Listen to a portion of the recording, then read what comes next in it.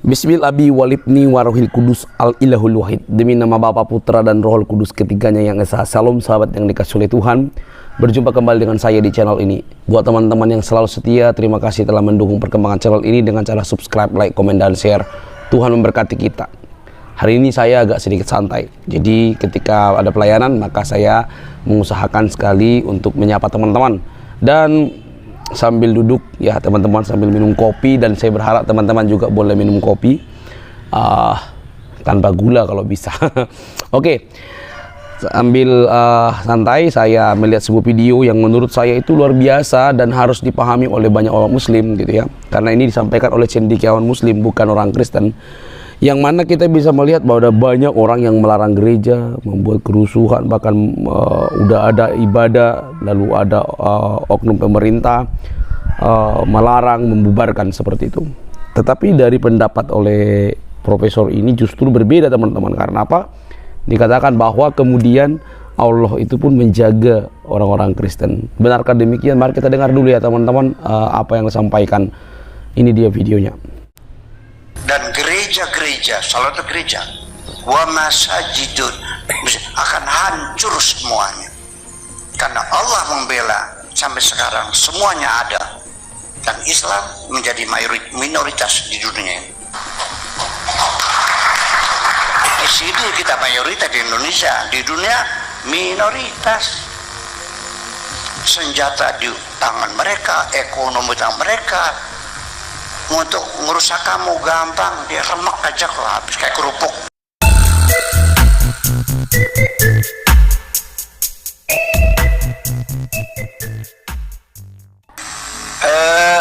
Saya menyebut diri, Buya, saya cukup toleran dengan internal agama dan eksternal.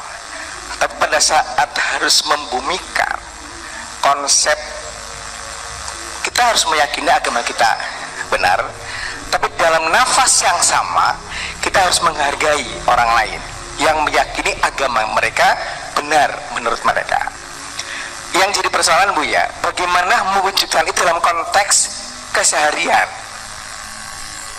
itu ya, karena iya, dalam nafas yang sama kita meyakini agama kita benar, tapi dalam waktu yang bersamaan kita harus menghargai orang lain meyakini agama mereka benar. Betul. Ya, waja'alnakum syu'uban wa qabaila lita'arafu. Kami bikin bangsa-bangsa, suku-suku supaya ada kerjasama. Ditafsirkan oleh Tabarinya dengan eksklusif kerjasama antar umat Islam, bukan dengan orang kafir. Bayangkan. Iya. Wa ma arsalnaka ila rahmatan lil alamin.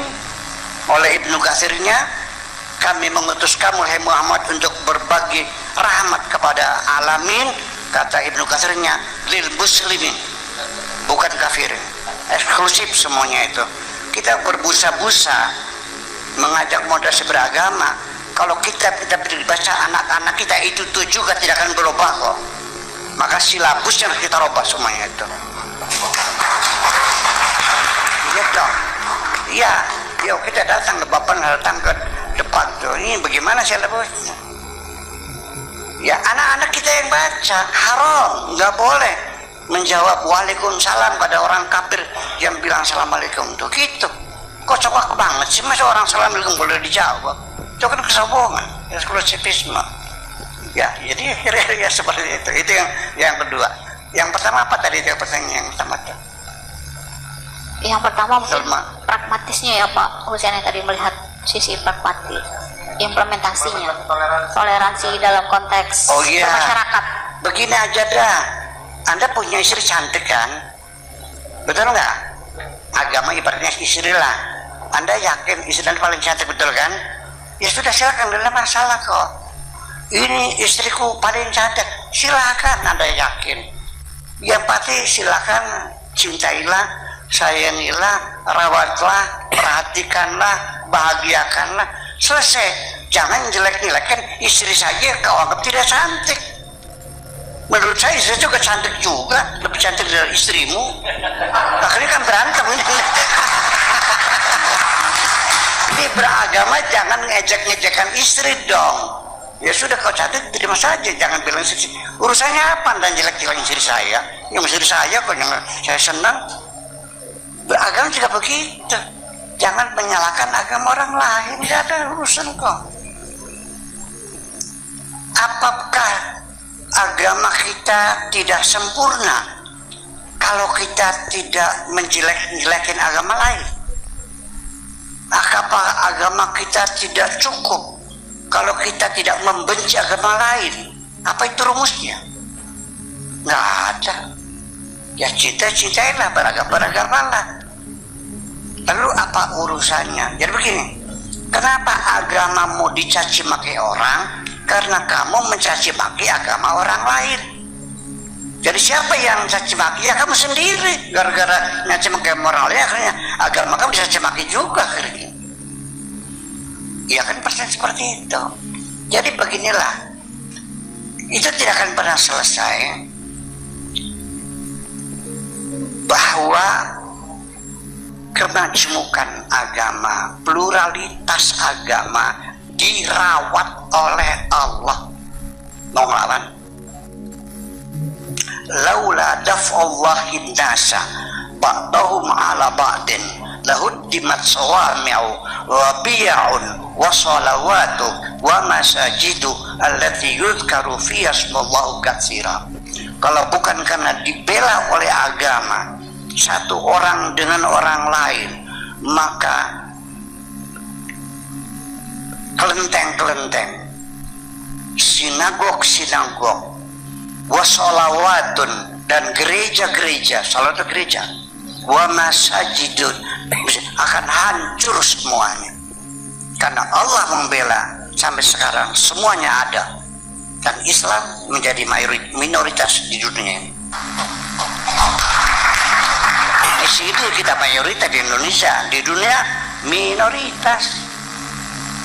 Senjata di tangan mereka, ekonomi tangan mereka. Untuk merusak kamu gampang, dia remek aja kok, habis kayak kerupuk. 21 negara Arab nggak bisa ngelawan Amerika, buruh Amerika. Armada 6-nya saja di Laut Tengah nggak bisa mereka mengalahkan armadanya saja, apalagi ngelawan Amerikanya. Dan supaya jangan dihancurkan, Allah intervensi membela orang Islam. Negara Islam yang terbelakang, yang bodoh, yang melarat itu dikasih minyak oleh Allah supaya eksis mereka. Dari mulai Maroko, Jazair, semua sampai Indonesia minyaknya ada. Begitu Filipina nggak ada minyak kok. Apa ini disengaja apa memang kebetulan? Itu laula daf'ullahi nasa. Kamu ini bodoh, kamu ini terbelakang, kamu ini tukang gulet. Ya, apa yang kau banggakan? Bertengkar, goblok, terbelakang. Kau merasa paling hebat sendiri? Gimana sih? Nggak paham-paham. Iya, merasa hebat sendiri. Bangkitlah sudah, jangan menyanyikan lagu-lagu lama lah. Iya kan gitu, kita realistis saja sekarang, kita bangkit yuk gitu. Kita bikin Indonesia yang damai, Indonesia yang damai. Baik teman-teman yang dikasih oleh Tuhan, kira-kira apa pendapat teman-teman ketika mendengar Profesor Buya Syakur? Ya luar biasa kalau menurut saya. Memang harus demikianlah, kalau seseorang itu dekat dengan Tuhannya, maka yang kemungkinan pasti terjadi adalah hubungannya dengan sesama itu dekat. Siapapun dia, walaupun berlainan keyakinan. Karena kita tahu bahwa semua agama itu agama misioner, yang mana Tuhannya masing-masing, Allahnya masing-masing, yang ia percaya pasti kepengen dan mengajarkan supaya orang menjadi pengikutnya. Dan Tuhan itu bisa memakai siapapun supaya caranya, bahkan hidupnya, bahkan apa yang diinginkan oleh Tuhan itu sendiri mampu diikuti oleh orang-orang lain sekalipun dia berbeda keyakinan.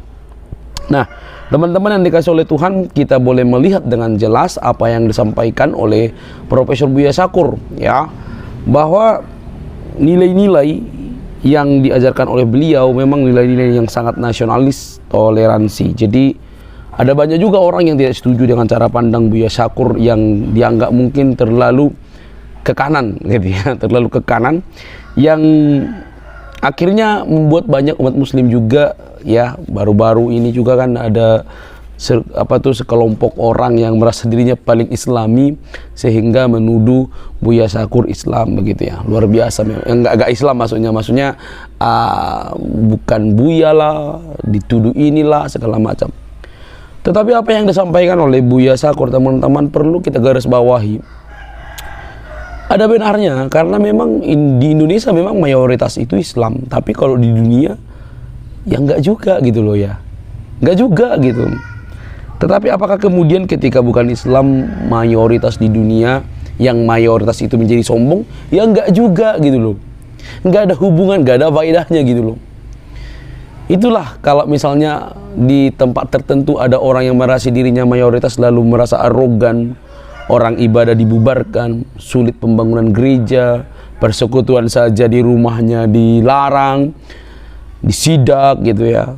Jadi kemungkinan besar memang ada banyak orang yang mengatakan diri beragamis namun mereka tidak mempraktekkan nilai-nilai ketuhanan atau nilai-nilai kasih, nilai-nilai apa yang diajarkan oleh Tuhan itu sendiri gitu loh, teman-teman. Jadi apakah kemudian ketika bukan Islam mayoritas maka yang mayoritas itu jadi arogansi? Tidak, sampai sekarang nggak ada gitu ya. Kita bisa melihat itu. Dan bersyukur teman-teman, semoga ada banyak orang yang dicerdaskan dari video ini teman-teman, supaya semua kita yang beragama, yang katanya bertuhan, mampu menerapkan nilai-nilai moral yang kita anggap itu dari Tuhan kepada orang-orang lain yang berbeda keyakinan. Jadi kalau kita mengaku bertuhan, maka nilai-nilai moral yang dari Tuhan itu kita harus praktekkan ke sesama kita. Alangkah tragisnya jikalau memang kita katakan diri bertuhan tetapi kita tidak mempraktekkan hal yang baik dan mulia yang selaras dengan nilai-nilai Tuhan itu sendiri. Saudara, Yesus mengajarkan hal itu. Kalau kita percaya kepada Dia, bertobat, maka hasilkan buah-buah yang bertobat, yang selaras dengan teladan Kristus. Bagaimana Dia memperhatikan banyak orang, memperhatikan orang miskin, memperhatikan orang susah, menyembuhkan orang sakit, bahkan hidup di dalam budaya yang berbeda, tapi Dia juga sangat mengasihi mereka.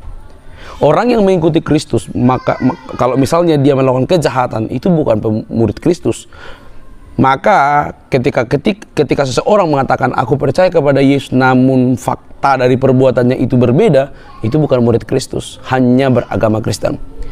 Maka ini menjadi koreksi siapapun kita yang beragama, apalagi kalau kita pemimpin agama, mudah mengkafirkan orang lain, melarang orang ibadah dan segala macam itu, maka periksalah apakah dia benar bertuhan, punya Allah, atau jangan-jangan dia hanya memakai tameng beragama, bermuka agama, tetapi sebenarnya dia tidak lebih daripada seorang yang jahat.